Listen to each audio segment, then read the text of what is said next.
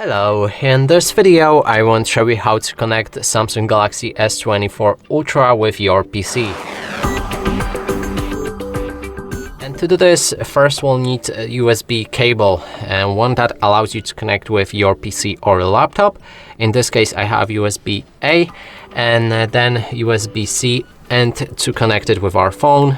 And we're going to start with that, then take our other end and connect it to our PC.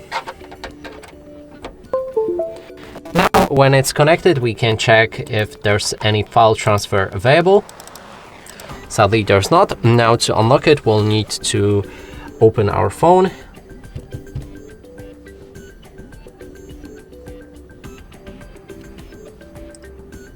Here, allow file storage access, and here's internal storage on our PC unlocked.